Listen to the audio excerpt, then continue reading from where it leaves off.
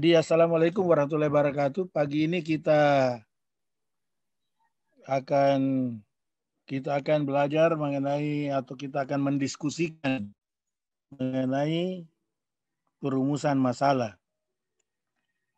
Jadi saya akan share materinya. Halo, sudah bisa dilihat? Sudah, Prof. Bisa. Anda sudah bisa dilihat? Jadi jangan kau mute kau punya supaya saya kalau tanya bisa saya tahu ada anunya. Oh iya, Prof. Jadi pagi ini kita bicara menjelaskan atau kita diskusikan mengenai perumusan masalah. Kenapa bisa langsung terjadi kecelakaan?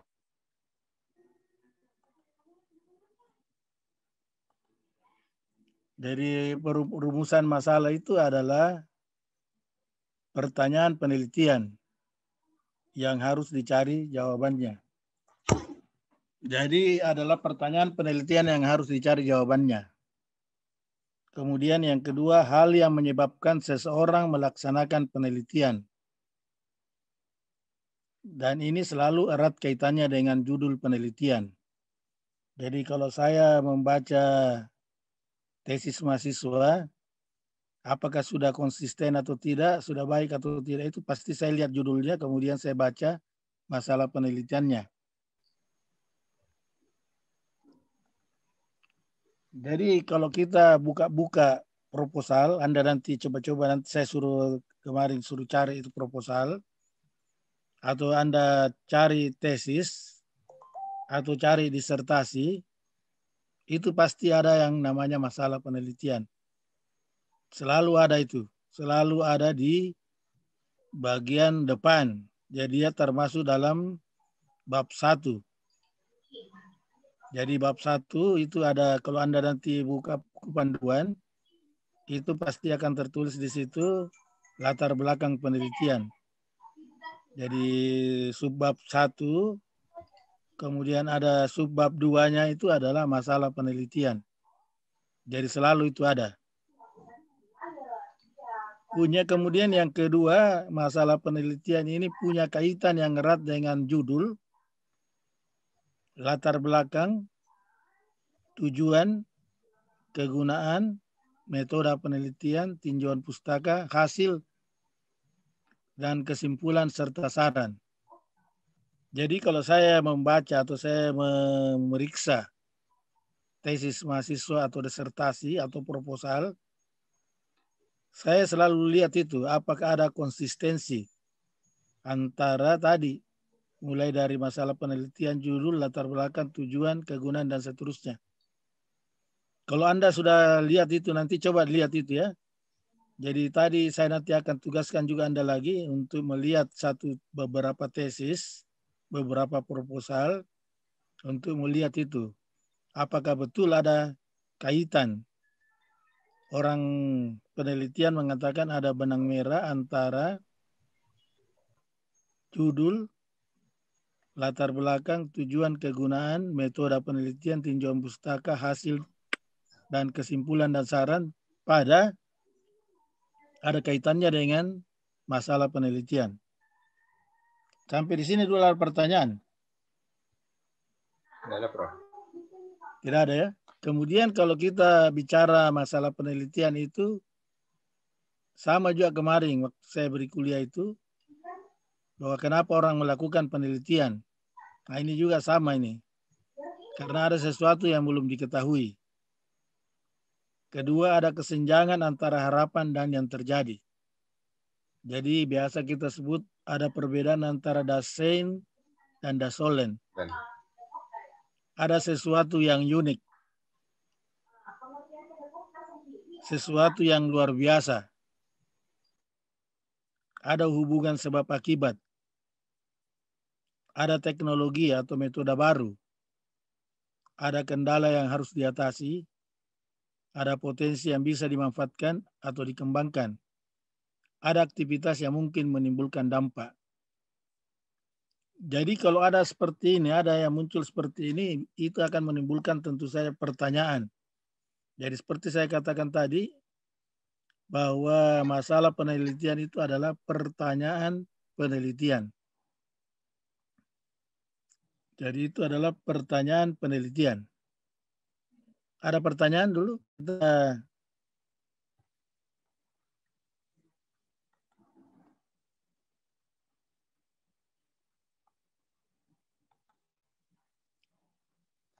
Kemudian masalah penelitian itu dirumuskan berdasarkan hasil penelitian.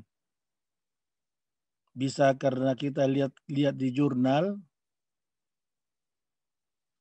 atau artikel yang dituliskan di jurnal, bisa di skripsi atau di tesis atau disertasi. Jadi hasil penelitian. Jadi kita tidak mungkin juga merumuskan satu masalah penelitian tanpa membaca artikel, tanpa membaca skripsi atau tesis atau disertasi. Dan tentu saja yang relevan dengan program studi pengelolaan lingkungan. Bisa juga karena kita membaca literatur. Jadi kita membaca buku teks, kita melihat ada sesuatu yang perlu diteliti, ada sesuatu yang perlu dipertanyakan. Jadi bisa juga karena adanya fenomena atau isu yang berkembang. Jadi misalnya ada terjadi pencemaran. Kita melihat di Jakarta itu ada banjir. Di seluruh malah Pulau Jawa. Tentu pertanyaan penelitiannya kenapa dia banjir? Padahal tahun-tahun sebelumnya itu tidak banjir, tidak seperti itu parahnya. Kemudian yang kelima itu adalah karena adanya informasi. Jadi kalau kita ingin merumuskan masalah penelitian, ada 4 dasarnya. Hasil penelitian, literatur, ada fenomena atau ada isu yang berkembang, kemudian ada informasi. Dan semuanya ini saya kira tidak sulit bagi Anda semua untuk merumuskan itu. Sampai di sini ada pertanyaan? Ada pertanyaan? Ada pertanyaan? Ya, Prof. Ada? Tidak ada, ayo. Apa kau tanya? Tidak ada. Erika. Lestari. Ayu. Lode Safran. Kalau tidak ada kita terus ya. Tanya, Prof. Ya, apa? Ini yang untuk jurnal, Prof. Itu kan biasanya disyaratkan yang 3-5 tahun terakhir. Kalau tidak ada, apa bisa yang dipakai yang lebih dari itu, Prof? Disarankan yang terbaru. Jadi tadi dibilang paling lama 5 tahun. Kalau Anda bertanya apa kalau tidak ada? Ya, Prof. Saya bisa katakan mustahil. Tahu mustahil? Orang Arab bilang apa itu? Mustahil. Kalau orang Inggris bilang apa? Possible. Impossible. Kalau orang Jepang? Orang Jepang bilang kukira tak ada. Jadi itu tidak mungkin ya. Karena setiap mahasiswa S2 sekarang, malah mahasiswa S1 saja, itu sudah diwajibkan untuk menulis artikel yang dimasukkan di Scopus, di suatu jurnal yang terindeks Scopus. Jadi menurut saya tidak mungkin tidak ada. Kecuali Anda ingin meneliti sesuatu yang betul-betul baru, misalnya Anda mau meneliti obat dari apa tadi saya dengar di radio itu bahwa obat dari COVID itu belum ada. Tapi ini kan kita masalah lingkungan ya. Jadi kalau saya yakin bahwa pasti ada. Karena tidak mungkin dalam 1 tahun itu tidak ada yang menulis masalah yang Anda mau teliti. Jadi saya begitu ya. Tapi kalau memang tidak ada ya paling kita cari-cari yang paling tua lah, paling lama 5 tahun. Gitu ya. Ya, Prof. Ada lagi pertanyaan? Ya, Prof.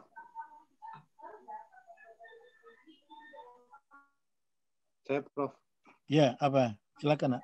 Ya, terkait Prof, berkaitan dengan pertanyaan Pak Didik tadi mengenai jurnal atau penelitian tentang satu hal yang kita ingin kaji kembali, tapi literaturnya itu sangat terbatas. Salah satu contohnya itu Prof tentang mengkaji masalah kesehatan lingkungan terkait penyakit endemik sisto di Sulawesi. Itu sangat sedikit literaturnya Prof. Kalaupun ada penelitian-penelitian baru, itu hanya mengulang kembali literatur yang sebelumnya. Jadi kalau kita kutip itu sebenarnya kita yang terdahulu tapi ditulis kembali oleh orang yang baru, tapi dia punya literatur sama saja, misalkan seperti bagaimana metode, sebenarnya itu penelitian yang lama tapi hanya ditulis kembali. Jadi kalau kita mengutip yang baru, sebenarnya kutipan yang hanya pada tulisan orang lain yang baru gitu. Ya, referensi kan artinya Anda kan menggunakan referensi yang terbaru. Artinya orang yang menulis terakhir. Jadi itu kan yang dihitung tahunnya. Jadi Anda tidak merujuk pada buku yang dipakai oleh orang itu. Begitu ya? Oh ya, Prof. Jadi yang Anda rujuk ini sekarang, yang Anda jadikan referensi itu adalah terbaru. Artinya penulis terakhir. Dan saya kira orang itu sudah, yang menulis terakhir itu sudah mempertanggungjawabkan apa yang dia kutip.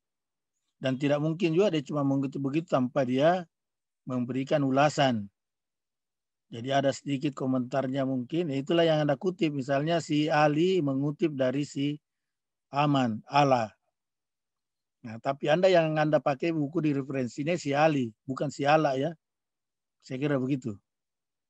Jadi itu nanti akan dibicarakan juga nanti dengan dosen pembimbing. Tapi kalau saya harapkan seperti tadi Anda, bahwa ini berterus terang saja Pak, saya sudah cari bukunya tapi tidak ada. Tapi peneliti terakhir yang meneliti itu adalah ini tahun sekian, 2 tahun lalu.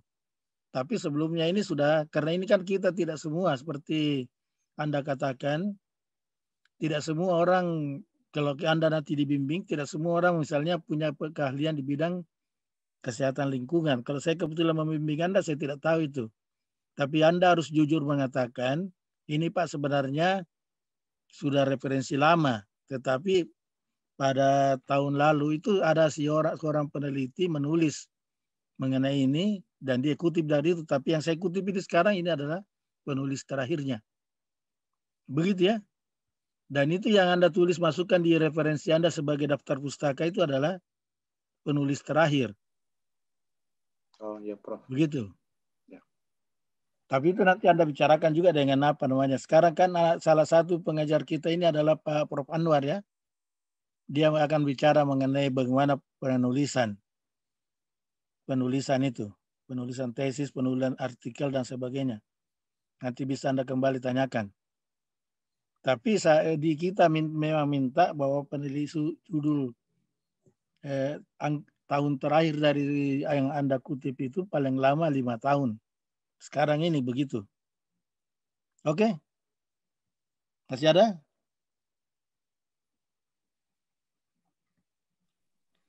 Kemudian kalau kita bicara sumber informasi, ini banyak sekali nih. Tadi ada jurnal, ada buku, ada internet.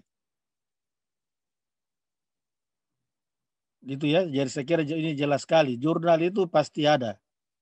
Sekarang ini setiap mahasiswa diwajibkan, artinya banyak sekali jurnal yang terbit sekarang ini. Malahan salah satu penilaian universitas itu apakah dia baik atau tidak, itu dilihat dari berapa jurnal artikel yang diterbitkan oleh dosennya. Jadi jurnal, ada buku, tapi sekarang ini kita juga sebenarnya kalau buku ini kita sudah mulai kurangi. Nanti kalau misalnya tidak diketemukan lagi di artikel, baru kita masuk di buku. Kemudian kadang-kadang juga ada dari internet. Tapi ingat saja itu, cara mengutip kalau ada di internet itu ada aturan mainnya. Harus kita jelas begitu ya. Dan kalau bisa kita, satu yang kita kutip, kita coba lihat lagi di tempat yang lain. Jangan hanya satu sumber kita kutip, kita sudah ambil itu. Karena bisa saja tidak valid. Kemudian sumber informasi yang lain itu dari diskusi, dari seminar, sekarang ini namanya webinar, temu ilmiah. Kemarin beberapa kali saya kirim itu kan ada informasi mengenai webinar. Itu juga saya harapkan Anda ikuti, Anda ikuti karena mereka juga akan memberikan materi. Bahan-bahannya itu bisa diambil, bisa diunduh, dan bisa dijadikan referensi. Dan kalau kita lihat ini seminar-seminar itu umumnya diikuti. Webinar itu narasumbernya itu orang-orang yang hebat. Jadi oleh karena itu saya beritahu di di WA Group, kalau Anda ikuti nanti webinar, itu nanti sertifikatnya diambil. Kemudian di waktu kuliah terakhir itu nanti diberitahu kepada kita, karena kita akan memberikan penilaian juga itu. Kita akan menambah nilai Anda kalau banyak Anda ikuti webinar. Gitu ya. Kemudian yang ketiga juga sumbernya itu adalah pernyataan pemegang otoritas. Artinya orang yang berwenang. Misalnya bisa bupati, bisa wali kota, bisa gubernur, bisa menteri KLH dan sebagainya.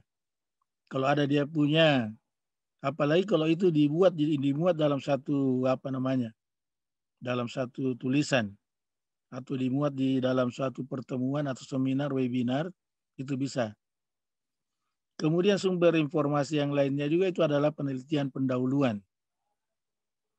Jadi ini juga penting sekali juga saya ingatkan juga bahwa banyak sekali kita kalau kita ingin melakukan penelitian, alangkah baiknya kalau Anda melakukan dulu penelitian pendahuluan.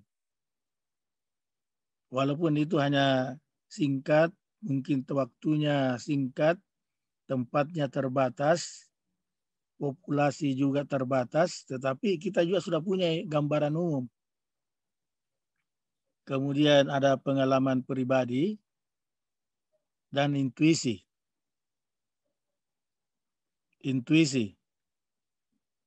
Jadi ini sumber informasi mulai dari kuliah tadi itu saya minta Anda juga masih menulis juga ya. Menulis dengan tangan sendiri dan memberikan penjelasan. Jadi mulai tadi apa itu masalah penelitian, kenapa ada masalah penelitian, apa kaitannya antara judul, latar belakang dan seterusnya itu Anda tulis dengan tulisan tangan. Saya ingatkan tidak usah dikirim itu apa yang Anda tulis, nanti disimpan saja di file Anda, kemudian nanti dikirimkan pada mungkin kuliah kelima pada waktu saya sudah selesai itu dikirimkan. Nanti saya harapkan juga itu nanti dibuat kopi hard copy-nya supaya ada dokumen saya. Yang saya mau terima nanti hanya fotokopinya. Aslinya Anda pegang sendiri. Ada pertanyaan? Ada pertanyaan? Ada, Prof. Ya, siapa? Romi, Prof. Romi. Ya, Romi. Kenapa, Romi? Ini pernyataan pemegang otoritas, Prof. Artinya apakah berupa permen atau perpres, Prof? Atau pernyataan tentang pernyataan biasa atau pernyataan yang punya dasar hukum, Prof? Ya, tentu saja paling bagus kalau ada dasar hukumnya ya. Tadi Anda bagus itu mengingatkan saya apakah itu permen atau perpres ataukah keputusan gubernur, itu akan jauh lebih bagus. Tapi kalau ternyata Anda cuma menemukan itu ditulis di koran, itu perlu juga nanti, itu bisa juga. Tetapi itu kita tidak bisa jadikan referensi. Tetapi kita bisa membuat bahwa catatan kaki bahwa ini pernyataan gubernur ini dilakukan pada tanggal sekian dan dimuat di harian harian Fajar misalnya. Tetapi kalau seperti Anda saya katakan tadi, kalau ada permen, ada peraturan daerah, perda, itu jauh lebih bagus. Ya, jadi saya terima kasih karena Anda sudah ingatkan juga bahwa ada pernyataan itu bisa dituliskan dalam satu peraturan yang punya dasar hukum. Begitu ya. Ada lagi pertanyaan? Saya, Prof. Ya. Halwi, Prof. Ya. Kalau Siapa? itu sekedar Halwi, Prof. Halwi. Iya. Kenapa, Halwi? Ya. Kalau itu sekedar opini dari misalnya ahli, bisa dimuat di koran, itu bisa dijadikan juga sebagai sumber informasi, Prof. Jadi sekarang ini kan kemarin itu saya bilang salah satu syaratnya itu kita harus teliti. Jadi ini kalau misalnya cuma opini dimuat di koran, kita coba recheck and recheck. Kita recheck dulu apa betul pernyataan seperti itu. Karena bisa saja sekarang ini bisa istilahnya digoreng. Pernah dengar kata digoreng? Bisa dipelintir, bisa dipolitisasi. Jadi jangan terlalu percaya juga kalau cuma dibuat dalam satu opini. Sekarang juga wartawan juga bagaimanapun mereka juga punya kode etik, tetapi kadang-kadang juga dia juga bisa dia digoreng itu, dipelintir, dipolitisasi. Jadi hati-hati itu ya. Jadi oleh karena itu perlu kita, ini kan sekarang gampang sekali kita mencari kebenaran. Bisa kita melihat di WA, kita bisa cari di tempat yang lain, banyak sekali informasi. Dan sangat mudah. Jadi hati-hati dengan kalau cuma dibaca di koran, nanti itu betul seperti Anda katakan itu opini. Belum tentu. Jadi oleh karena itu perlu kita cek dan recheck. Apa pernyataan itu benar atau tidak. Karena ini sekali lagi apa yang Anda mau tulis, penelitian itu adalah kegiatan ilmiah. Begitu ya?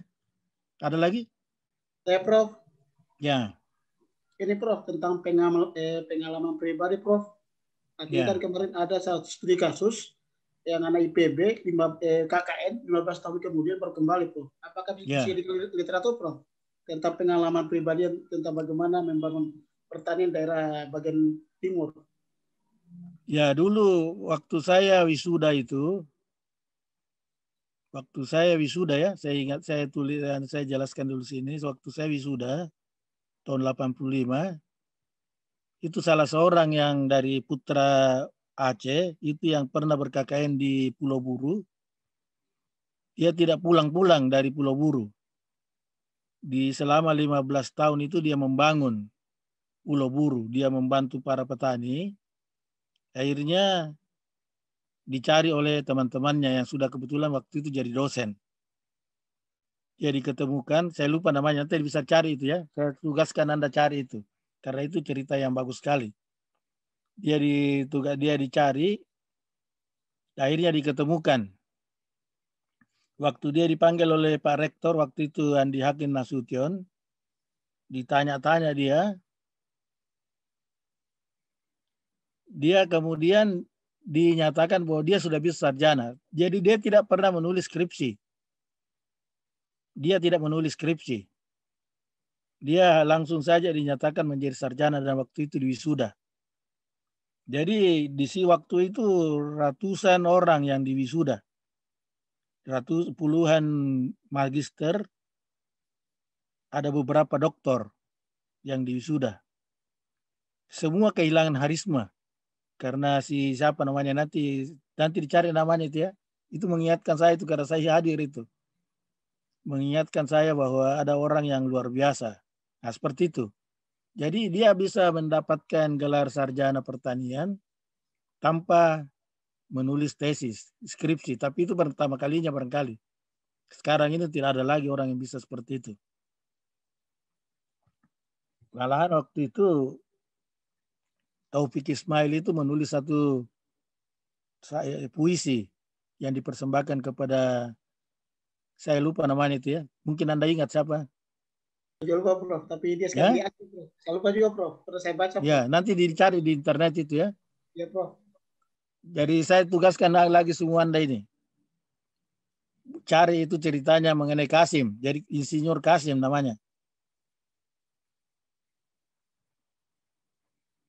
Jadi waktu itu karena saya sangat terkesan waktu itu karena dia hadir di situ diundang oleh Rektor Unhas, Rektor IPB untuk mendapatkan gelar. Dia juga diwisuda, walaupun dia tidak menulis tesis, tidak menulis skripsi. Oke, ada pertanyaan lagi? Jadi itu pengalaman itu sekarang itu dijadikan referensi oleh orang-orang IPB untuk melakukan bagaimana kita mengembangkan pertanian di wilayah-wilayah yang miskin. Gitu. Oke, ada pertanyaan lagi? Jadi sumber informasi ini Anda tuliskan kembali dengan tulisan tangan, kemudian menjelaskan.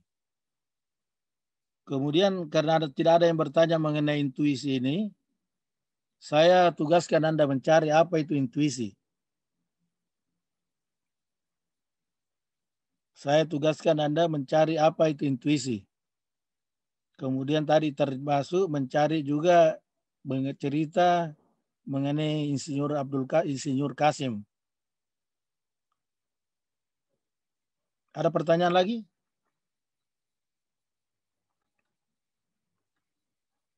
Kemudian kalau kita bicara masalah penelitian, sebaiknya ada beberapa syaratnya begitu ya. Pertama, layak untuk diteliti. Layak untuk diteliti. Artinya ini secara ilmiah layak untuk diteliti.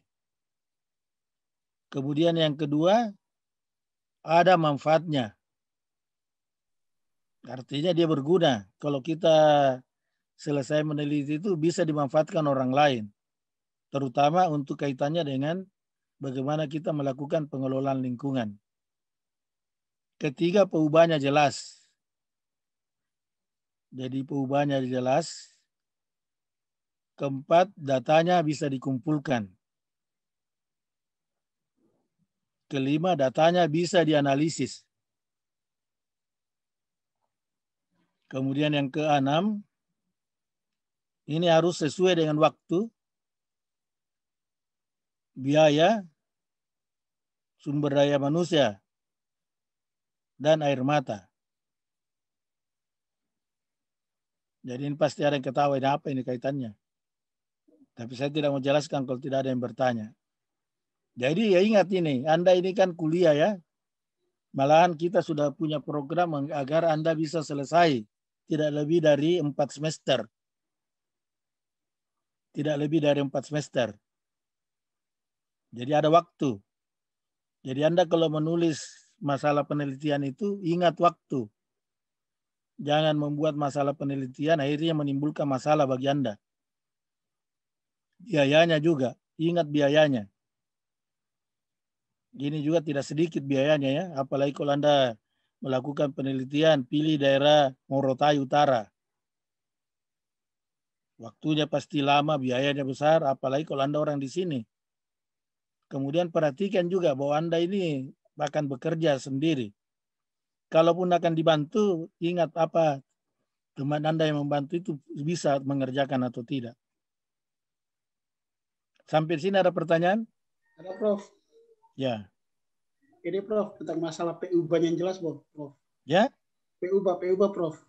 PUBA itu adalah, kalau kita baca judul, itu dengan, jadi misalnya kita meneliti masalah pencemaran. Pengaruh zat pencemar terhadap kualitas air. Jadi perubahannya itu adalah zat pencemar. Dan perubahan yang kedua itu adalah kualitas air. Jadi itu yang disebut perubahan.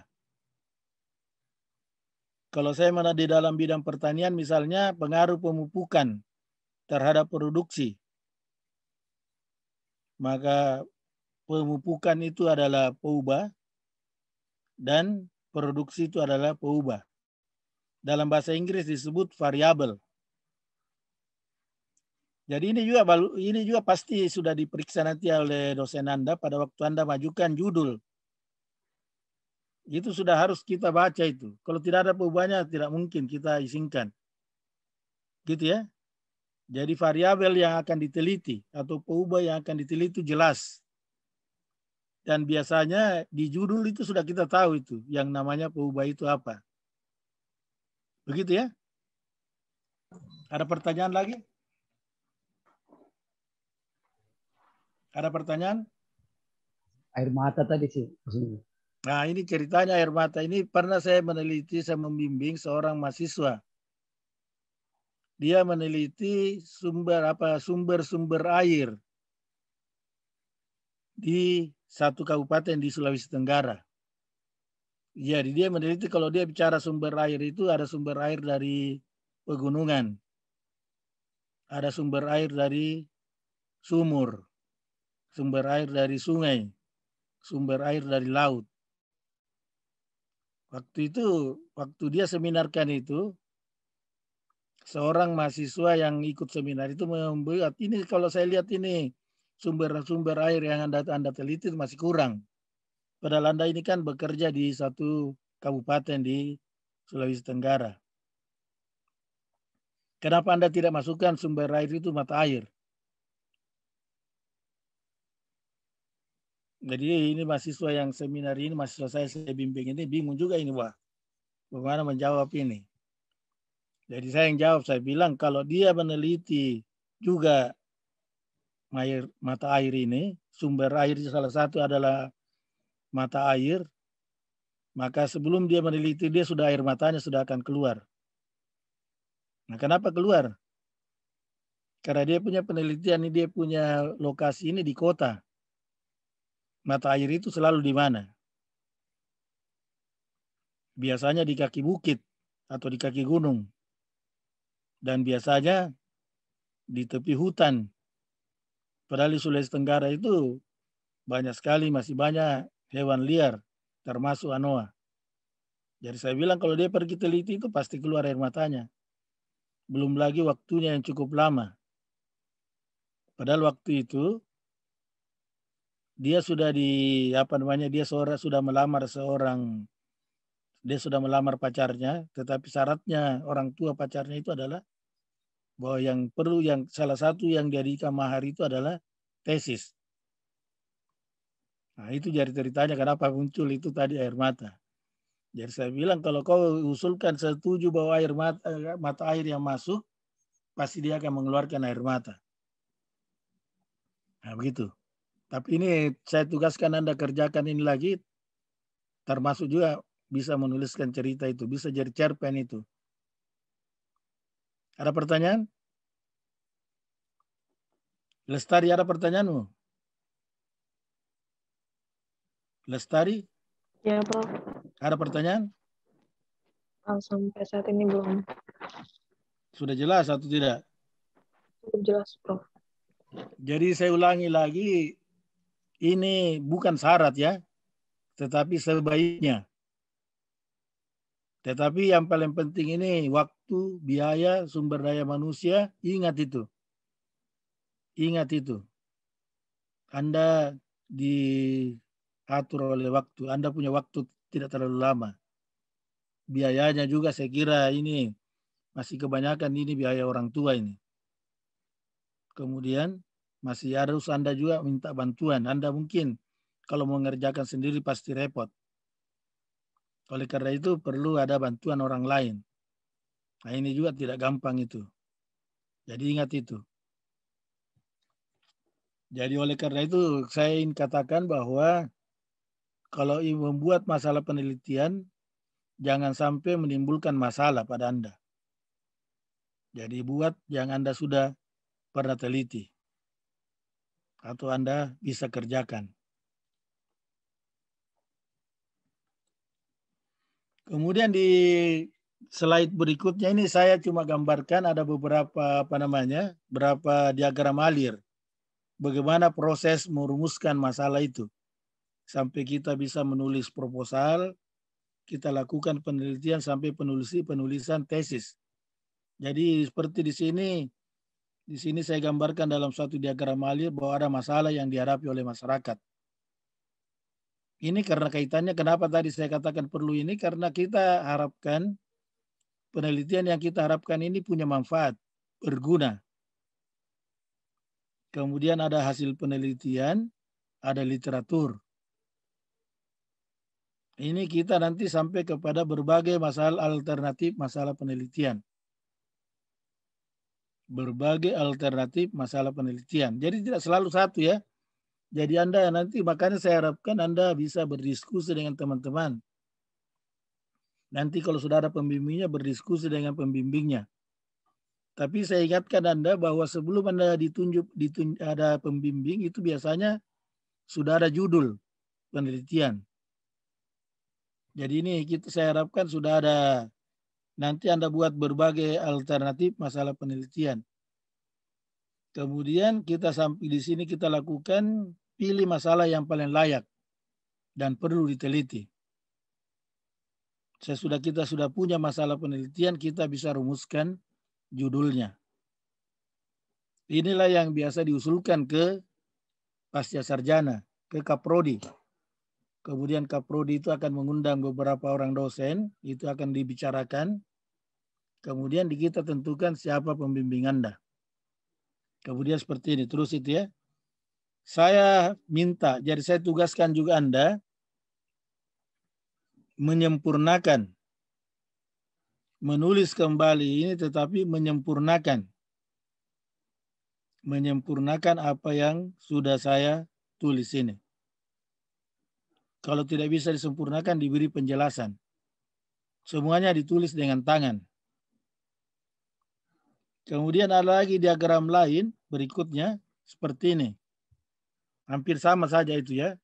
Jadi sekali lagi kalau kita berbicara penelitian, itu adalah suatu kegiatan yang sistematis. Sesuatu yang sistematis yang dilakukan tahap demi tahap. Sehingga kita sampai kepada pelaksanaan penelitian. Jadi ini adalah diagram yang kedua bisa di sini. Kemudian ada lagi diagram lain. Langkah-langkah penelitian. Ada lagi langkah-langkah ini. Bisa berikutnya ini. Bisa lagi seterusnya ini ada lagi 3. Saya tugaskan Anda melihat ini beberapa diagram alir ini.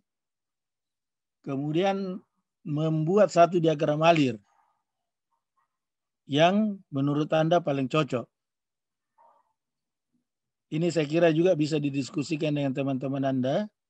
Bagaimana kira-kira kronologis atau langkah-langkah penelitian yang akan kita lakukan. Gitu ya. Ada pertanyaan? Ada, Prof. Saya, Prof. Iya, apa? Ya, Prof. Siapa yang bertanya? Ya, Prof. Siapa yang bertanya? Ya, Prof. Romi, Prof. Ya? Romi, Prof. Iya, Romi rajin bertanya ini. Ya, tentang layak ini, Pak, Prof. Masalah layak tidak layaknya, Prof. Suatu penelitian. Artinya standar-standarnya, Prof. Artinya ketentuan seperti apa, Prof, bahwa masalah layak diteliti atau tidak, Prof. Jadi ini sebenarnya seperti saya selalu katakan bahwa Anda itu akan dibimbing oleh 2 orang ditambah 4. Nah itu juga salah satu yang akan menentukan apakah layak atau tidak. Jadi ini juga perlu juga, ini saya sebenarnya agak sulit ini mendefinisikan ini. Tetapi ingat ini Anda adalah program studi PLH. Artinya penelitian-penelitian yang akan Anda lakukan itu harus kaitannya dengan pengelolaan sumber daya alam dan lingkungan. Jadi kalau sudah keluar dari itu sudah pasti tidak layak. Kemudian tadi kalau kita berbicara lagi ada peubahnya. Kalau peubahnya juga tidak jelas, pasti tidak layak. Jadi itu ada anunya ya. Jadi saya sulit menjelaskan, nanti mungkin saya akan cari satu. Tetapi kita pasti dengan melihat saja judul itu kita sudah tahu ini layak atau tidak. Begitu. Tapi saringan yang pertama yang paling penting itu adalah berada dalam koridor pengelolaan sumber daya alam dan lingkungan. Sekarang ini saya tidak tahu masih ada konsentrasinya, dia berada di dalam konsentrasi itu. Coba Anda sebut ada satu kira-kira judul penelitian, supaya saya bisa bilang ini layak atau tidak. Masalah pemukiman kumuh, Prof. Ya? Pemukiman kumuh. Ya, apanya yang mau diteliti?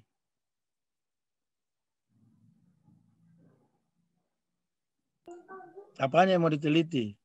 Masalah Kalau pemukiman kumuh. Kalau jelas ke pemukiman kumuh, itu sudah pasti layak karena itu kaitannya dengan lingkungan. Tapi kalau kita meneliti apanya misalnya? Kalau anu, Prof.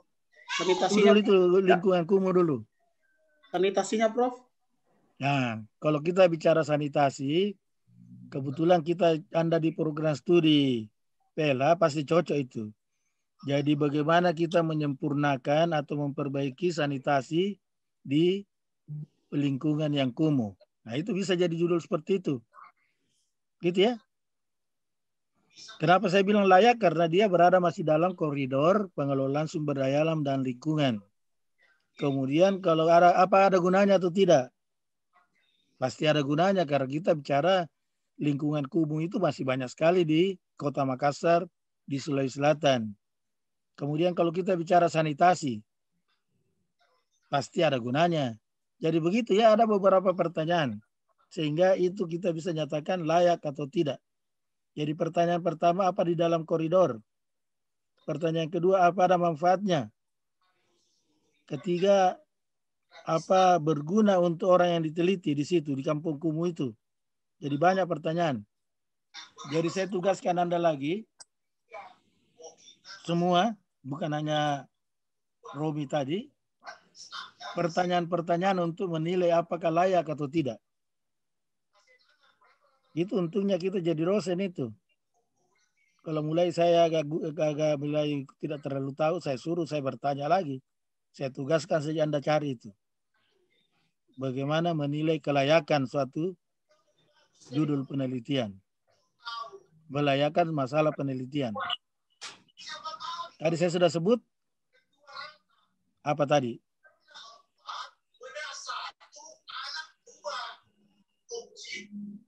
Begitu ya. Ada pertanyaan lagi? Ada pertanyaan, Romi? Belum, Prof. Pas, Prof. Andi Gita? Ada pertanyaan Andi Gita? Tidak ada, Prof. Prof, kalau masalah studi literatur yang seperti apa, Prof? Ya? Studi literatur. Kenapa? Penelitiannya seperti apa, Prof? Kajiannya? Artinya kita di jurusan PLH itu tidak ada studi literatur ya. Tidak ada penulisan tesis dengan menggunakan literatur saja. Jadi dia perpaduan antara kita studi literatur, kemudian penelitian lapang ataukah di lab ataukah di rumah kaca. Jadi perpaduan antara penelitian yang dilakukan di lapangan dan penelitian literatur. Begitu. Jadi tidak ada studi, kalau kita misalnya ada beberapa, kalau di rasa-rasanya juga di S2 itu tidak ada lagi penelitian yang hanya belajar atau hanya meneliti literatur kemudian menulis dia. Umumnya ada penelitiannya. Kemudian baru dia anukan dengan, dia perkuat dengan adanya literatur. Begitu ya. Jadi kalau di jurusan PLH jelas tidak ada. Sudah selalu ada penelitian di lapangan ataukah di rumah kaca atau di lab. Gitu ya. Kemudian kita perkuat dengan studi literatur. Jadi kalau ada literatur tertulis ini adalah bahan baku untuk menyusun berbagai alternatif masalah penelitian. Jadi saya tulis berbagai alternatif masalah penelitian. Itu ada 3 sumbernya. Ada masalah yang dihadapi oleh masyarakat. Tadi Anda bicara kampung kumuh. Ada hasil penelitian. Ini berbicara masalahnya misalnya bagaimana kita memperbaiki sanitasi. Atau faktor-faktor apa yang menyebabkan sanitasi itu baik. Kemudian kita belajar literatur. Literatur ini tentu saja kita pakai literatur yang berkaitan dengan kampung kumuh dan berkaitan dengan sanitasi. Baru di sini kita masuk, kita menyusun berbagai alternatif masalah penelitian. Begitu ya. Jadi sebenarnya andai kata tidak pandemi ini saya biasanya kita tim pengajar ini biasanya pergi ke satu daerah untuk melakukan studi pergi kita jalan-jalan sambil kita melihat itu, kita rumuskan berbagai alternatif masalah penelitian yang bisa dilakukan. Tapi nanti ada saya tugaskan Anda sebentar. Atau saya teruskan saja, lihat saja di sini. Nanti sebentar saya tugaskan Anda ini. Ada pertanyaan dulu? Ya, saya Prof. Sarul, ya, siapa Prof. Itu? Siapa? Sarul, Prof. Sarul, Prof. Ya. Mana kau? Mana? Prof. Begini, Prof. Apakah memang harus itu dalam penelitian harus kita turun langsung ke lapangan ataukah bisa Prof menggunakan data primer karena pengalaman saya Data Prof sekunder. Data sekunder karena pengalaman saya waktu S1 Prof, saya gunakan data sekunder saja Prof untuk membandingkan karena rencana penelitian yang saya ingin ajukan itu Prof mengenai tentang dampak lingkungan sosial maupun ekonomi terhadap pariwisata di suatu wilayah Prof. Jadi kita belum pernah, setahu saya belum ada penelitian yang tidak turun ke lapangan. Selalu kita akan menggunakan data primer, kemudian juga kita akan menggunakan data sekunder. Jadi jangan Anda bermimpi sekarang ini karena S1 saya data sekunder, saya bisa lagi di S2. Makanya di sini tadi kalau Anda mau meneliti, perhatikan juga tempatnya. Anda tadi meneliti pengaruh dampak dari pariwisata. Pilihlah Anda pilih di daerah Merauke. Pasti repot Anda. Bisa Anda diserang KKB itu. Jadi oleh karena itu hati-hati. Jadi jangan sampai Anda membuat satu penelitian, merencanakan satu penelitian, tapi akan menimbulkan masalah penelitian pada Anda. Itu. Makanya banyak-banyak berdiskusi ya. Banyak-banyak berdiskusi, lihat orang punya tesis yang sudah ada, ya gitu. Tapi saya ulangi lagi, tidak mungkin ada penelitian dengan menggunakan data sekunder di S2 di S2 PLH. Pasti kita lakukan penelitian. Kemarin malah mahasiswa saya meneliti Kota Makassar. Ini kan praktis itu dia meneliti mengenai pengaruh kebijakan pemerintah kota terhadap pemanasan global. Tapi dia pergi bukan hanya di Makassar, dia pergi malah dia ke Jakarta, malah ke Semarang untuk melakukan penelitian. Untung saja dia punya penelitian itu dibiayai. Jadi dia dapat dana penelitian sehingga ya semuanya biayanya ditanggung oleh sponsor. Begitu Sarul. Ya, makasih banyak Prof. Jadi hati-hati kok. Jadi jangan sembarangan bikin judul. Jadi nanti istilahnya Anda yang bikin, Anda juga yang akan mendapat dampaknya. Ada pertanyaan? Jadi saya sebenarnya lebih suka kalau kita diskusi ya.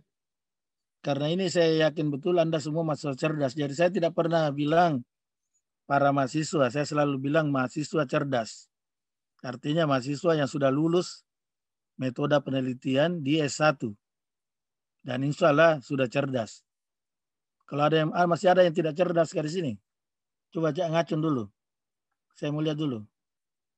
Adakah yang tidak cerdas di antara Anda? Ada yang tidak cerdas? Ada? Halwi, mengaku kok. Cerdas, Prof. Cerdas, Prof. Nah, begitu.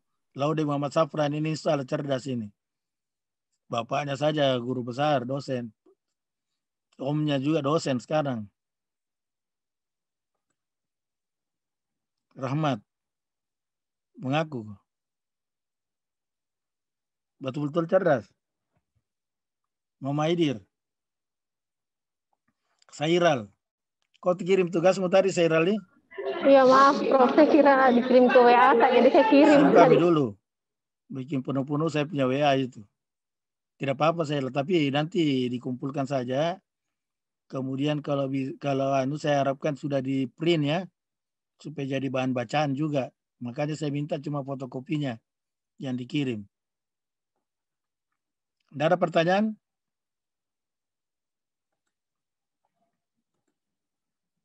Nah, kemudian rumusan masalah. Ini ada beberapa yang saya kasih contoh. Jadi ingat itu rumusan masalah itu, masalah penelitian itu selalu diakhiri dengan kata tanya. Jadi nanti kalau Anda baca tesis, itu selalu diawali dengan kata pertanyaan dan diakhiri dengan tanda tanya. Jadi contohnya di sini, berapa luas hutan mangrove di Sinjai? Bagaimana persepsi masyarakat terhadap kebersihan? Jadi ini semua adalah masalah-masalah penelitian. Saya kasih contoh yang lain. Jadi ini rumusan bersifat komparatif. Selalu ada kata tanya ya. Jadi Anda baca-baca saja semua ini. Bersifat asosiatif, bersifat komparatif. Begitu. Ini contoh bisa, ini juga contohnya. Ada lagi contoh masalah penelitian. Jadi semua dimulai dengan kata tanya, diakhiri dengan tanda tanya. Gitu ya. Jadi Anda sudah lihat ini ada beberapa contoh bisa dilihat. Ini adalah masalah penelitian yang sudah ditulis oleh tesis pada tesis yang mahasiswa yang saya bimbing. Ini kemudian pertimbangan dalam penulisan rumusan masalah. Jadi pertama menarik bagi peneliti. Jadi Anda tertarik untuk meneliti itu. Dan stakeholders yang berkepentingan. Jadi ini syukur-syukur saja kalau tadi Anda yang tadi siapa yang bicara mengenai pemukiman kumuh. Mungkin syukur kalau dia lihat penelitian ini, mungkin pemerintah daerah di situ tertarik untuk melihat apa hasilnya ini, kau punya penelitian. Nah, kalau dia tertarik, mungkin dia bisa berikan biaya. Gitu ya. Kemudian yang kedua, pertimbangan yang kedua belum terpecahkan sepenuhnya. Tadi Anda sudah bicara, Anda waktu S1, siapa tadi itu? Sudah tertarik untuk meneliti mengenai pemukiman kumuh. Tapi ternyata masih ada juga yang belum diteliti. Jadi belum terpecahkan sepenuhnya. Bisa Anda teruskan. Tetapi dengan menggunakan referensi pada waktu S1 itu. Kemudian berguna bagi orang banyak. Jelas tadi kalau Anda bicara pemukiman kumuh, pasti berguna. Karena terutama bagi orang yang ada di pemukiman kumuh itu, berguna bagi pemerintah dan seterusnya. Kemudian dapat diteliti sesuai dengan sumber daya manusia, dengan kemampuan Anda, kemampuan teman Anda, sesuai dengan waktu dan dana yang tersedia. Ingat ini Anda mendapatkan dana penelitian dari orang tua. Oleh karena itu dulu waktu masih almarhum Prof. Laude, masih hidup itu kita selalu membuat latihan. Beliau selalu melatih mahasiswa program studi lingkungan hidup dan beberapa program studi lainnya untuk membuat proposal. Dan proposal itu diajukan ke LP2M. Dan ada beberapa yang mendapat dana penelitian. Sehingga dia menjadi lebih gampang. Kemudian datanya bisa dikumpulkan dan bisa dianalisis. Kemudian wilayah cakupannya jelas dan terbatas. Jangan Anda meneliti misalnya seluruh Indonesia. Repot itu urusannya. Kemudian cakupannya jelas, wilayahnya cakupannya jelas. Tadi kalau Anda bicara wilayah kumuh, jelas di mana. Kecamatan apa, desa apa. Jangan cuma Anda bicara pemukiman kumuh. Bisa saja Sulawesi, bisa saja semua kabupaten. Sampai sini ada pertanyaan? Saya Prof. Ya. Ini Prof, menarik bagi peneliti dan stakeholder. Artinya seperti ini Prof. Bisa saja Prof. Artinya ada kegiatan, contoh tadi pemegang kumuh, sudah ada sampel datanya semua. Bisakah digunakan untuk penelitian? Apanya? Ini Prof, kan ada kegiatan tentang pemegang kumuh. Siapa yang bertanya ini? Saya Prof, Romi Prof. Iya Romi, kenapa Romi? Ya. Artinya seperti Prof, ada kegiatan yang suatu kegiatan pemukiman kumuh Prof. Artinya data-datanya tahun kemarin kegiatannya Prof. Bisakah saya gunakan sebagai dataku Prof untuk penelitian? Pertama, data itu bisa digunakan sebagai untuk latar belakang ya. Jadi Anda menulis latar belakang. Kemudian tentu saja kalau ada sesuatu yang belum diselesaikan, belum dipecahkan, itu bisa jadi Anda jadikan masalah penelitian. Nah, kemudian tentu saja Kalau ada laporan penelitian yang sudah dilakukan sebelumnya, itu harus jadi referensi. Apakah itu tesis, apakah itu hasil penelitian di kantor, itu harus jadi referensi. Nah, begitu. Jadi saya kira tidak bisa digunakan ya. Tetapi sekali lagi bahwa itu harus ditambah dengan penelitian sendiri yang Anda lakukan sesudah menjadi mahasiswa S2. Romi, kau kerja di mana, Romi? Di konsultan, Prof. Ya? Konsultan, Prof. Di mana itu? Konsultan sendiri, Prof. Konsultan? Ya, Prof. Ya, bisa saja itu. Tidak ada masalah itu ya. Artinya, Malah Prof, saya sarankan Anda coba di konsultan Anda itu kan banyak sudah yang dilakukan penelitian. Banyak data proyeknya itu, Prof. Ya, jadi oleh karena itu coba kembangkan satu, kemudian diskusikan dengan pembimbing Anda. Cuma sekali lagi harus Anda berterus terang. Jangan mengatakan, wah ini baru mau diteliti, padahal ini datanya sudah ada. Kemukakan semua informasinya bahwa ini ada beberapa, Pak. Tapi saya masih merasa kurang puas ini. Masih ada pertanyaan yang masih ada masalah yang masih harus diselesaikan. Nah begitu, Romi. ya, siap, Prof. Yang penting pada waktu Anda konsultasi pada pembimbing itu dijelaskan ya. Jangan disembunyikan seolah-olah ini nanti ketahuan saya sudah, padahal data saya kan sudah ada. Nah begitu. Jadi sekali lagi saya syarat katakan pada waktu kuliah pertama, seorang peneliti itu harus jujur. Harus jujur. Bukan hanya selalu makan cucur, tapi jujur. Gitu, Rom ya. Jadi tidak usah juga, jadi kau bisa lihat-lihat dulu apa yang sudah pernah dikerjakan di kantormu, di konsultanmu. Nah, tapi yang penting Anda bisa membuat lagi suatu proposal baru. Tetapi bukan mengulang ya, saya ulangi lagi, bukan mengulang, tapi bisa menambah. Bisa mengulang, bukan menambah. Bisa menambah, bukan mengulang. Ada lagi pertanyaan? Yuliven, ada pertanyaanmu Yuliven? Kenapa cuma foto buku pasang? Ada? Ya, Prof. Jadi ingat ini nanti akan sambil, jadi sekarang ini saya ingatkan Anda bahwa materi saya ini Anda perlu perkaya, bukan hanya ini yang saya pakai. Anda harus baca juga buku-buku metode penelitian. Kalau buku metode penelitian itu banyak sekali ya. Tidak terbatas. Banyak sekali. Andai kata mungkin ada seratusan itu atau ratusan yang orang yang sudah penulis mengenai metode penelitian. Ada pertanyaan lagi? Ya, Prof. Ada? Ada, Prof. Ya. Ini, Prof, tentang wilayah cakupan jelas dan terbatas, Prof. Artinya wilayahnya. Jadi kalau kita meneliti misalnya tadi bicara pemukiman kumuh, harus jelas di mana itu. Apakah di Maros? Kalau Maros jelas di mana Marosnya. Kecamatan apa? Kalau dia berada di desa, desa apa?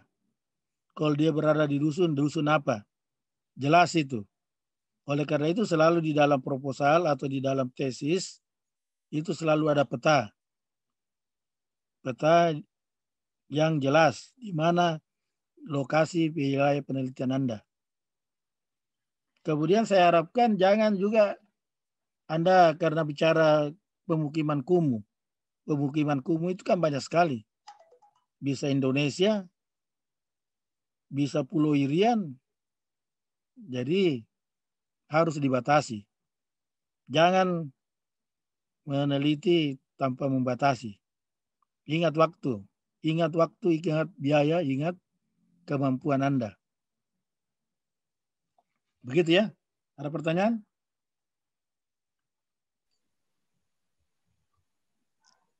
Saya harapkan ini ditulis kembali, kemudian diperkaya. Jadi ada beberapa itu tadi Anda satu membuat diagram kembali yang lebih bagus daripada yang saya buat. Membuat diagram yang lebih bagus daripada yang saya buat. diagram yang jelas dengan ada penjelasannya. Kenapa perlu itu? Karena saya tadi sudah katakan Anda adalah orang-orang yang cerdas. Tidak ada yang mengatakan tidak cerdas. Kecuali yang tidak cerdas saya tidak tugaskan. Ada yang mengaku? Tidak ada. Kemudian ini saya masuk kepada tugas ya. Tugas pertama, baca beberapa hasil penelitian. Bisa tesis, bisa disertasi, bisa artikel di jurnal. Baca tesis yang sudah Anda unduh. Kemarin ini kan saya suruh Anda unduh ya. Beberapa itu. Mudah-mudahan sudah dikerjakan itu. Kemudian baca beberapa buku teks, artikel, dan makalah. Perhatikan dengan teliti. Jadi ini kita bicara karena tadinya saya selalu bawa mahasiswa pergi ke mana begitu, apakah ke Sungai Das Jenek Berang atau Jas Bila Walanai. Tapi kita di dekat-dekat saja. Perhatikan dengan teliti keadaan kampus UNAS. Jadi kampus saja ya. Dari aspek sumber daya alam dan lingkungan. Kemudian laksanakan diskusi dengan teman-teman Anda. Nah, ini juga mungkin karena pandemi, makanya saya sudah beritahu didik supaya membuat satu grup-grup lagi. Bisa beberapa grup ya. Karena berdasarkan keempat hal tersebut, rumuskan 5 masalah yang mungkin diteliti di kampus UNAS ya. Masalah tersebut harus relevan dengan konsentrasi. Kalau Anda punya konsentrasi, ada konsentrasi sekarang? Ada didik? Tidak ada, Prof. Oh, tidak ada. Ya, Berarti Prof. tidak ada ya. Jadi tidak ada lagi. Dulu kan ada konsentrasi teknologi lingkungan, ada konservasi tanah, ada konservasi, ada Sumber daya. pengelolaan. Sekarang tidak ada lagi ya. Iya, Nah, Prof. kemudian yang tentu saja relevan dengan program studi pengelolaan sumber daya alam dan lingkungan. Kemudian Anda tuliskan itu ada 5 masalah. Kemudian rumuskan itu, jelaskan mengapa Anda memilih masalah penelitian tersebut. Jelaskan bagaimana melaksanakan penelitiannya. Jadi jawaban ditulis dengan PPT. Minggu depan akan dipilih secara acak. Jadi minggu depan ini kita gantian bicara. Nanti salah satu saya akan pilih secara acak dari 13 orang. Jadi minggu depan akan dipilih secara acak untuk dipresentasikan. Jadi Anda yang akan gantian dengan saya, atau kalau Anda sudah sepakat bahwa yang akan tampil ini saudara siapa begitu. Bisa juga kalau tidak mau dipilih secara acak. Jadi itu nanti yang akan dipresentasikan dia punya PPT. Ini bisa dibicarakan dengan kelompok, tetapi yang tampil itu bukan kelompok, satu orang. Ada pertanyaan? Jadi masalahnya sembarang, Prof. Yang penting berhubungan dengan keadaan kampus dan program studinya, Prof. Ya, betul. Jadi kalau Anda kan di sana itu ada danau. Ya, Prof. Danau itu ada banyak sekali masalah di danau itu. Ada enceng gondoknya, ada airnya yang datang dari rumah sakit. Banyak sekali persoalan itu bisa dilihat itu. Di dalam kompleks Pasca Sarjana saja banyak masalah di situ. Bisa saja tanamannya kurang bagus, kurang indah, tamannya apa. Itu terserah ya. Nah, kemudian di slide 21 ini ada beberapa slide ya. Ada masalah di Kota Makassar. Ada masalah di pabrik rak telur di Pindrang. Ada Kota Parepare.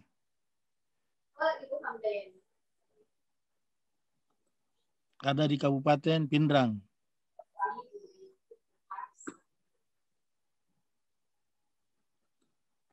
Ada di Kabupaten Buton. Ada di Kabupaten Baru. Ada di Kota Buton. Nah, tugas Anda juga sekarang ini ada lagi tugas. Anda baca-baca di situ. Kira-kira dari setiap kota itu atau setiap kabupaten itu apa masalah penelitiannya? Apa tujuannya? Apa kegunaannya? Kira-kira pustaka yang mendukung, kerangka pikir, metode penelitian, dan ini nanti waktunya dari ini nanti bukan minggu depan. Saya tugaskan Anda ini membuat ini untuk tugas pada minggu kelima. Ini kan saya yang keempat kali ya, 4 kali jadi minggu kelima nanti. Jadi ini saya kira tidak usah dikirim ke WA group, tetapi disimpan juga.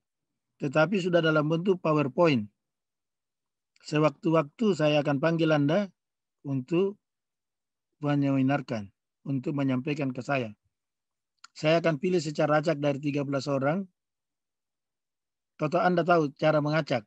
Saya akan acak dengan menggunakan komputer. Siapa di antara 13 orang itu yang akan saya lihat anunya. Begitu. Memang kalau kita kuliah metodologi penelitian itu bahannya sedikit. Yang banyak itu tugasnya. Ada pertanyaan? Ada pertanyaan atau ada usul? Andi Gita, apa usulmu? Buka dulu anumu, buka dulu kau punya anu. Maskermu. Ada usul? Ada Andi Gita? Tidak ada, Prof.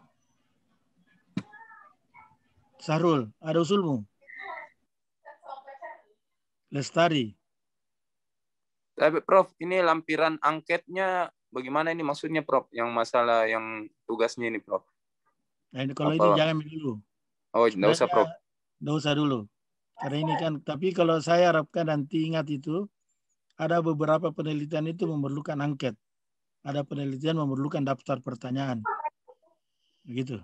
Untuk kau tanya, kalau tidak terpaksa jadi tugas. Itu kan ada peta daftar pertanyaan. Kalau tidak ada harus bertanya itu banyak tugasmu, saudara. Saya kalau mengajar ada dua kemungkinan. Kalau tidak ada yang bertanya, tugasnya banyak. Atau kalau bertanya, banyak tugasnya. Ini kebetulan dia tanya, jadi berkurang tugasnya. Saudara Didik. Iya, Prof. Tolong di absennya ya. Iya, Prof. Sudah langsung ya, saya tapi lapor. Absen sendiri kau dulu, baru kau kirim ke saya hasil terakhirnya. Ya, Prof. Supaya jangan penuh di WA group. Iya, Prof. Di WA yang di luar dari grup saja kau kirim dulu. Kau bikin dulu sendiri absennya. Iya. Baru kirim ke saya yang terakhir. Oh iya, Prof. Ya, makasih Didik. Iya, Prof. Ada pertanyaan lagi? Prof, untuk tugas yang Unhas tadi itu apa tidak baiknya ditentukan memang? Maksud saya kan jangan sampai ada yang sama judulnya atau bagaimana, Prof? Tidak, ini kan saya tadi bilang grup. Bisa kau bicara grup. Makanya ada tadi bilang diskusi ya. Mana tadi itu? Diskusi saja, Prof. Laksanakan diskusi dengan teman-teman Anda. Jadi tetap semua akan buat, tapi bisa sama. Tapi yang akan presentasikan, itu yang saya akan undang. Saya akan pilih secara acak.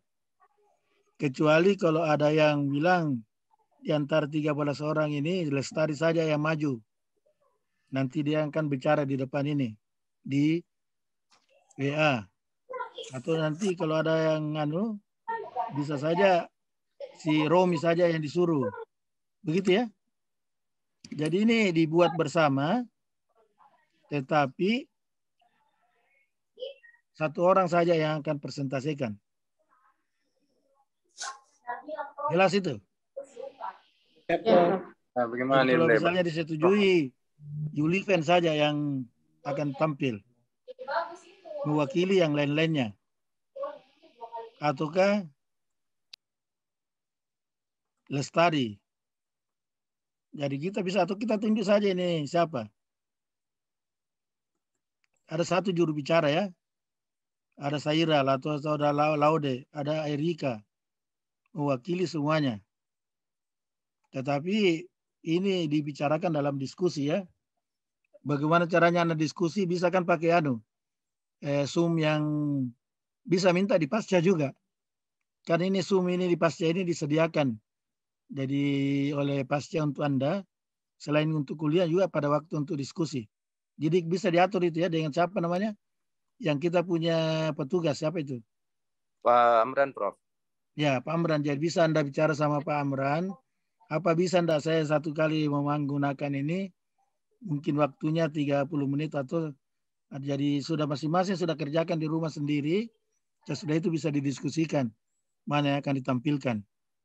Ya, Prof. Begitu. Nanti diatur sama teman-teman, Prof. Ya, kemudian yang tampil itu tentu saja akan dapat bonus. Ya, jadi ada bonusnya kalau dia tampil di sini untuk minggu depan.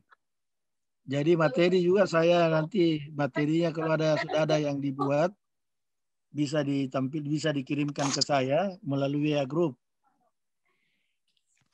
Ya, begitu Didik. Iya, Prof. Pertanyaan dulu dengan tugas ini. Ada pertanyaan?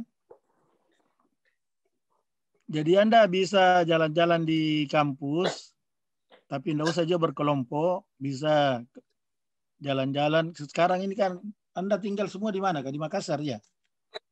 Beda-beda. 13 orang ini tinggal di mana? Beda-beda, Prof. Ada di Palu, ada di Kendari.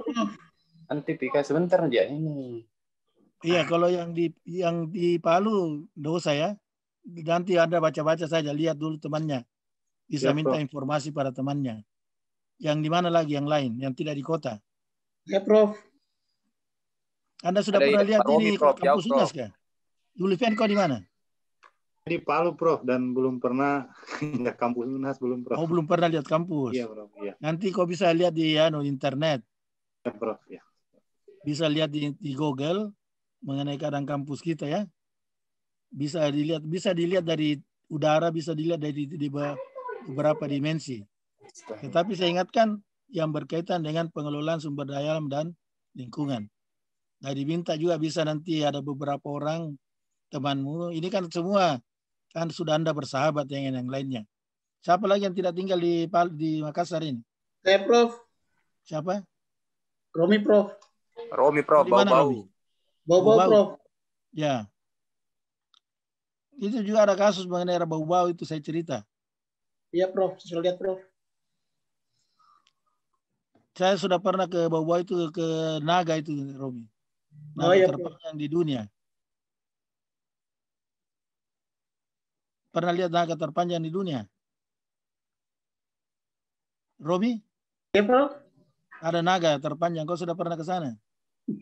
Sudah, Prof. Jadi ya nanti kasih lihat fotonya temanmu ya. Mereka barangkali belum pernah lihat naga terpanjang di dunia itu ada di Bau-Bau. Ada pertanyaan dulu? Ada usul? Ada pertanyaan atau ada usul?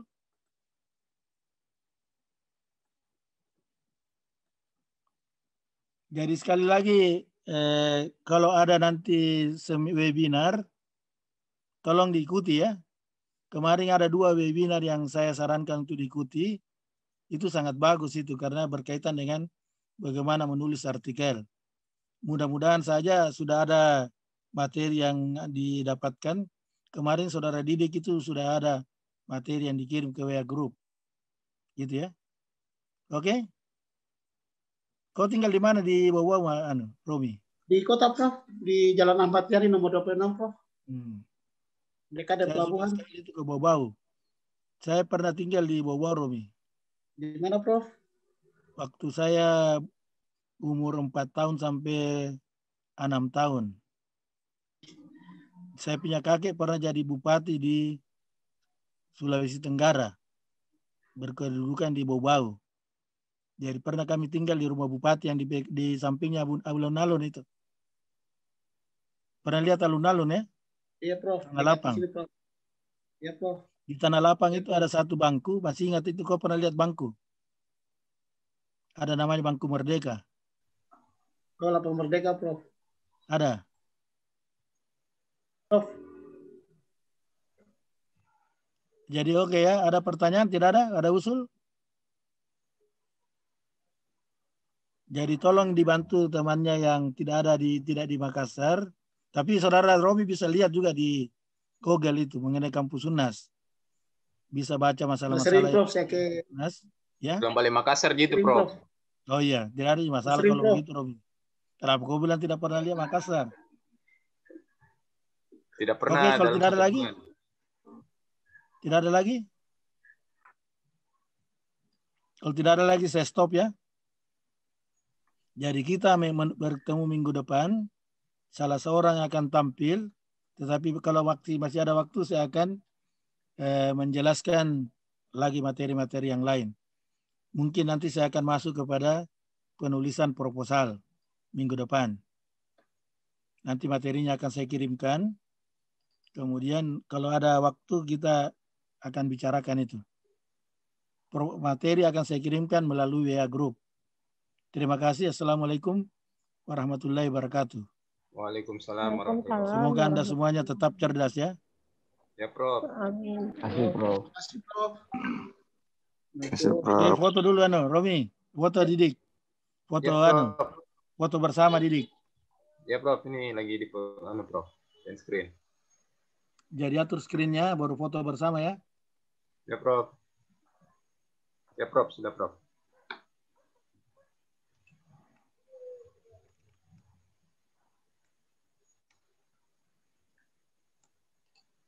Sudah Didik, kau sudah foto? Ya, Prof. Sudah, Prof. Nanti saya kirimkan, Prof. Nah, kemudian absennya tolong dikirim ke saya, kemudian kirim ke Ibu Fani atau siapa ya? Ada link online-nya, Prof. Di lapor online, Prof. Sudah ada? Ya, Prof. Ada di. Ya, tolong paling di situ ya. Ya, Prof. Ya, makasih Didik. Ya, Prof. Jadi Didik itu juga pasti dapat bonus dari saya. Karena dia ketua kelas. Dan selalu saya umumkan itu di kelas saya. Cuma saya tidak tahu yang lain di Didiknya, saya tidak tanggung karena ada 4 dosen. Tapi jelas kau di kelas saya yang di sini, saya akan memberikan nilai yang terbaik untuk kamu sebagai ketua kelas. Amin, Prof. Makasih, Prof. Ini saya sudah buka, ini saya beritahu yang lain ya. Jadi jangan sampai nanti kenapa dia diistimewakan. Oke? Assalamualaikum warahmatullahi wabarakatuh.